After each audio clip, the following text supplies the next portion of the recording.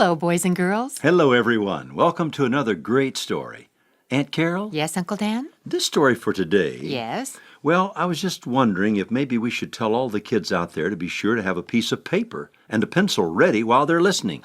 Well, that might be a very good idea, because as we tell this story, you're going to have the chance to learn a very interesting means of communication, a method which prisoners of war, or POWs as they're called, developed during the Vietnam War. That's right. So if you have something to write on, you can copy down the directions. And then you, too, can use this method with your friends.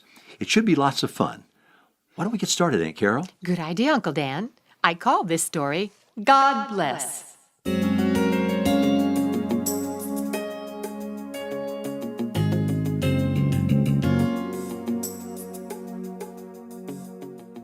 As our story begins, Mrs. Johnson is arriving home after a long day at work.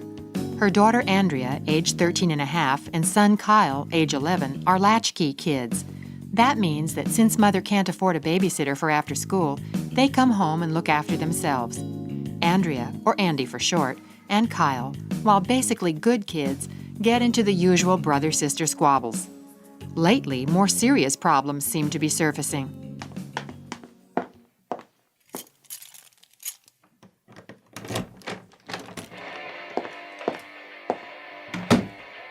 Hey, kids! I'm home! Kyle, Andrea! Andy? Andrea, turn that awful stuff down! Oh, Mom! Oh, Mom? No, hi, Mom, how was your day? No, nice to see you, Mom. Supper's ready, the laundry's done, I painted the house and fixed the world. Nice to see you, Mom. Supper's ready, and Yeah, I wish. Where's your brother? Watching TV? Well, no. The TV kind of had a little accident. The TV had an accident? Yeah. What kind of accident? It kind of fell off the TV stand. Okay. What really happened? Well, it did fall off the stand, but Funny Face pushed me, and I bumped I can't into believe it, you and two were fighting again. And don't call your brother Funny Face. Sometimes I just don't know what to do with you two. Andrea, I have got to work or we won't eat. Ever since your father left me with the bills, it's been really... Now, Mom, don't start ragging on Dad. You're right. I'm sorry. But I do have to work. And the least the two of you could do is come home from school and try not to exterminate each other. I know, Mom. I'm sorry. Well, this latest development will fit right into my plan. Development? What plan? The broken TV. I think it's time for some changes around here. Changes? Changes. We're going to have a little powwow right after supper. Smart Mother Squaw has powerful new plan.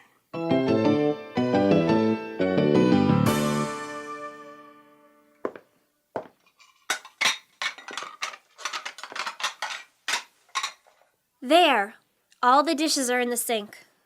Kyle, we'll let the dishes soak a few minutes before you wash them. Now, sit down, you two. I've been doing some serious thinking the last few days. I've got two very bright children. And yet, when report cards came out last week, your grades were pretty sad indeed. But, Mom, Andy, I know you were sick for a while, but still, 1 C, 3 Ds, and 2 Fs? This is the child who can add 3 column figures in her head. And Kyle. 2 C's. 2 Ds and 2 Fs, I believe. If you children weren't capable of more, if you were really trying your hardest, it would be okay. Your worth isn't measured in grades. But when you aren't working up to your potential, you're cheating yourselves. But, Mom, No buts. I've decided to do the same thing that Ben Carson's mother did when she was in a similar situation. Ben Carson? Who's he? He's a very famous neurosurgeon who was failing almost every subject in school when he was a boy. So, his mom came up with an idea that helped Ben and his brother start getting good grades. I'm going to do something very similar. So, from now on... Watch out, here it comes. From now on, there will be no TV after school. No more TV, period. Mom! I can't afford to get the TV fixed anyway. So this will give you plenty of time to do your homework. Big deal. Even when I do it, it's wrong. Everybody in class thinks I'm dumb anyway. Well, you're not dumb. In fact, you'll be just like Ben. You'll be so smart, you'll even surprise yourself. All we have to do is put the rest of my plan into action. The rest of your plan? Yes, no more TV, plus There can't be more. every week, each of you will read 2 books. Not only that, you will write a report to me about each book. Your reports will be due on Friday. And if you don't have them done, you'll do them on the weekend instead of getting together with your friends. What? You're not serious. Mom, that's so unfair. No use groaning about it. I've made up my mind. After school tomorrow, drop by the library and check out a couple of books for this week. Since this is Monday, I'll be expecting 2 reports from each of you on Friday.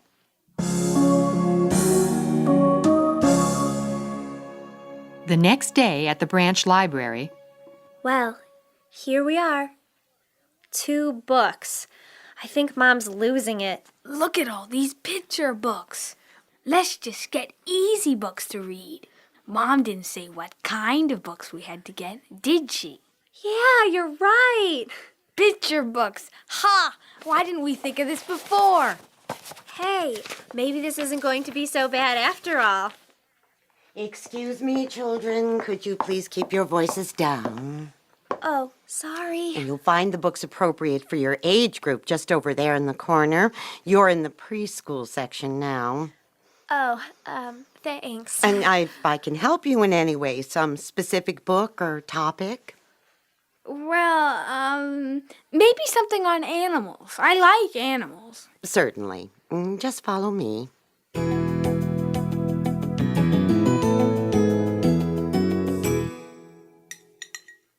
So, I gather you 2 made it to the library today? You got spies out or something, Mom? As a matter of fact, I heard it on good authority from my friend Vivian, who is the librarian, that 2 kids matching your descriptions were looking through the preschool books today. I told her it couldn't be you guys. You know the librarian? No wonder she was on us like fleas on a dog. Anyway, did you find anything interesting? I got a book on dolphins. It's okay. I got one about secret codes and one about Clara Barton. Well, I can understand the Clara Barton one since you want to be a nurse. But codes? Yeah, when I learn a really good code, I can write in my diary, and nobody, not even Snoopy Brothers named Funnyface, can read it. Like I want to read that mush. What mush? Have you been... Whoa, time out. Andy, your turn to do the dishes. Kyle, your chance to learn more about dolphins. Yeah, Mom, great.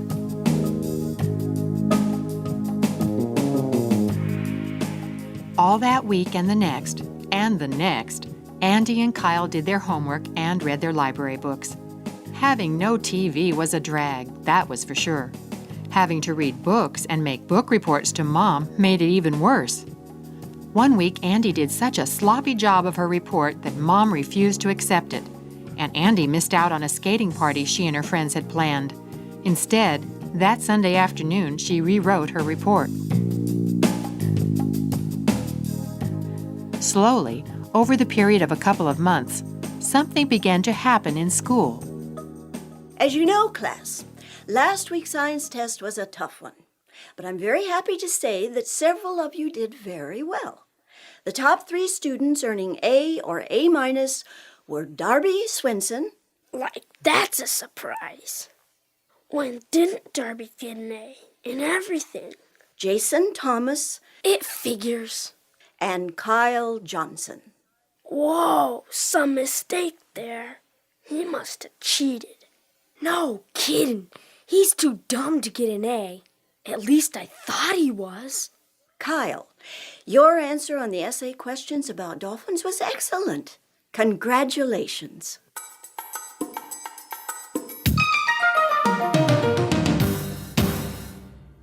Hey, Andy, wait up.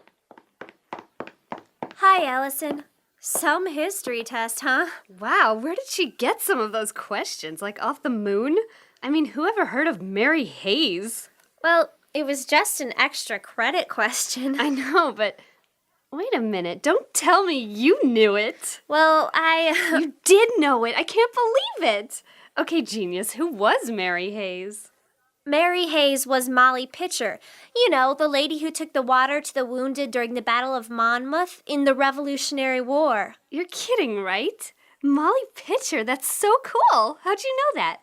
Well, I read this book about famous women in American history.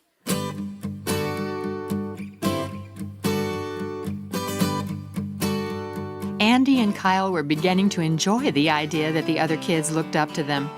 When grades came out for the next 9 weeks' report, neither of them had failed a single subject. In fact, neither of them even had a D. The lowest grade was a C. Kyle had 2 and Andy just 1. All the rest were A's and B's. But the very best reward for all their hard work was yet to come.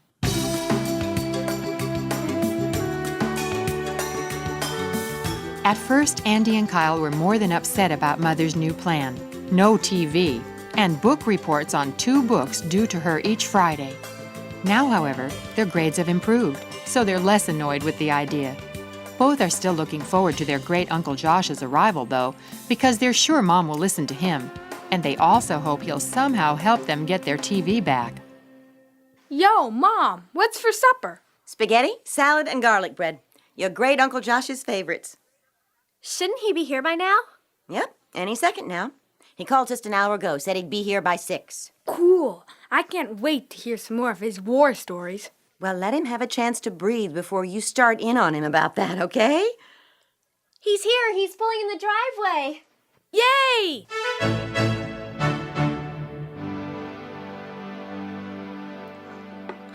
Well, Laurie, you haven't lost your touch.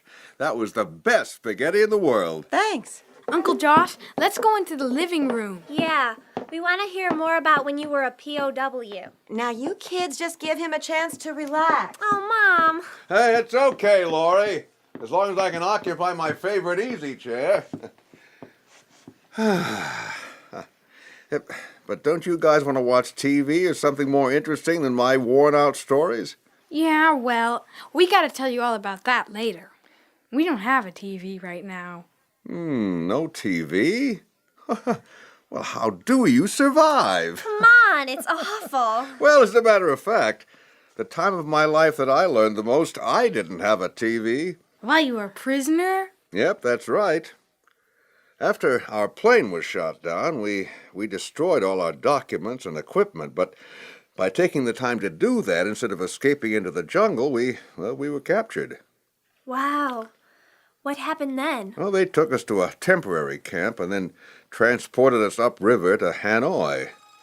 I remember one night, right after I arrived at the Hanoi Hilton, yeah, that's what we called the prison. And so we risked getting a beating by scribbling the code in the showers for the new arrivals, but we did it anyway. As long as we could communicate with each other, we had strength and power that the enemy couldn't take away.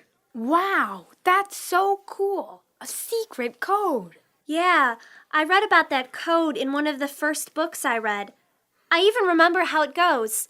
It's made on a grid of 5 rows and 5 columns, right? Right you are, my girl. Why, well, that's amazing.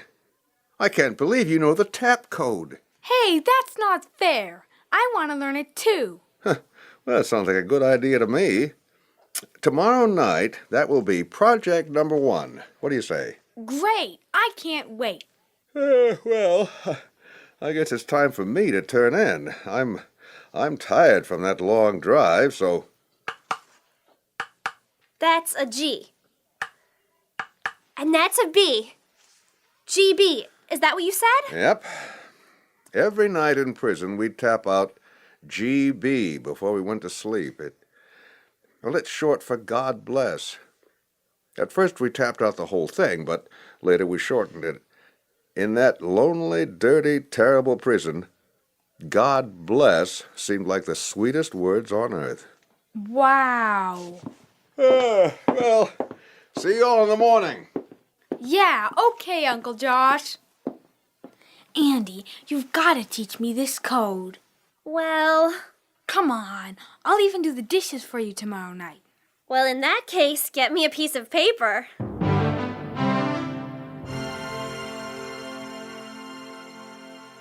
Okay, first you draw 6 lines across. You have to draw them like this, with some space between them. And then 6 lines up and down, like this on top of the others. Okay, 6 lines across and 6 lines up and down. That forms a grid that has 5 rows and 5 columns. When you do that, it makes a whole bunch of little boxes or squares. Right. It makes 5 rows of squares up and down, and 5 rows across. See? Yeah, it makes 25 squares. Right. 1, 2, 3, 4, 5 squares across. And 1, 2, 3, 4, 5 rows down. A total of 25 squares or boxes. Okay, then what? Then you start with the first square in the first row and you write an A in it. The B goes in the one next to that. Then the C. Okay, so your first row reads A, B, C, D, E. Does the next row read F, G, H, I, J? Hey, pretty good, funny face. Now the next row is tricky. How many letters are there in the alphabet? 26. Right. But we have only 25 squares. So what do we do? So we leave out the K. Anytime you want to write a K, you use the C instead because it usually sounds the same. Cool. So K is never used in this code? Right. So the next row starts with an L? Yeah, like this. LMNOP. Then the next row is QRSTU. And the last row, V, W, X, Y, and Z. Yep, you've got it. Before long, Andy and Kyle were headed for bed. Mom stayed up only a few minutes longer, and then she too retired for the evening. Kyle couldn't wait for morning to come. Then he could show his great Uncle Josh that he already knew the tap code. In fact, he was so excited he lay awake for a long time trying to memorize the grid and where all the letters were. The next morning, Hey, Uncle Josh, how'd you sleep? Just fine, my boy. And you? Oh, just F, I, N, E. How in the world? Andy taught me last night. Wow, I can't believe how fast you learned it. Well, I kind of practiced all night.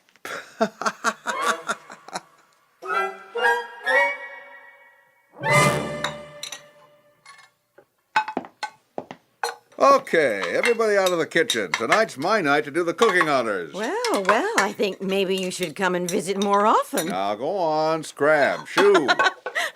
Okay. I can get real used to this, Uncle Josh.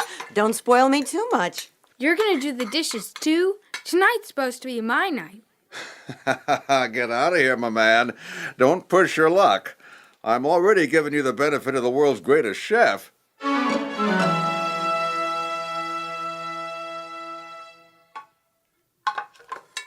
I wonder what Uncle Josh is cooking up.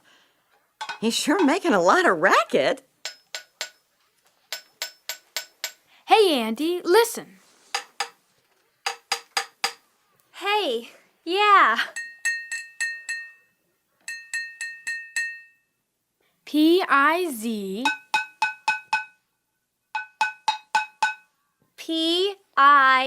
P-I-Z-Z. A. P-I-Z-Z-A. Pizza. We're having pizza for supper. Pizza for supper, mamma mia, mozzarella, good.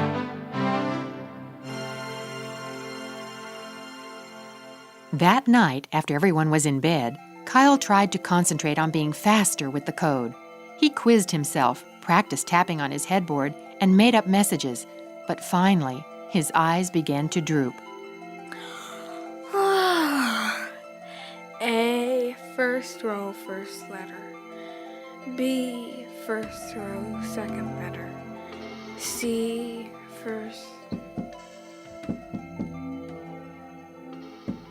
Suddenly, some noise, began to break through to Kyle's sleepy brain. Huh? What was that? Tap, tap, tap, tap, tap? That's an H. Yeah, an H. Row 2, third letter. What in the world? Row 1, fifth letter. A, B, C, D, E. It's an E. Row 3, first letter. That's an L. Third row, fifth letter. L-M-N-O-P. That's a P. H-E-L-P. Help! That spells help. But who needs...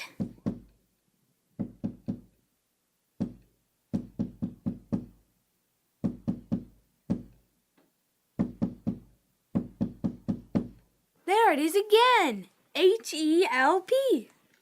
Mom! Auntie, Uncle Josh?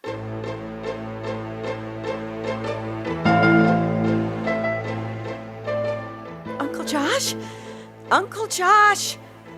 Where is that ambulance? Listen, I hear the siren. Quick, Kyle, run to the door. Let them in. Okay, Mom.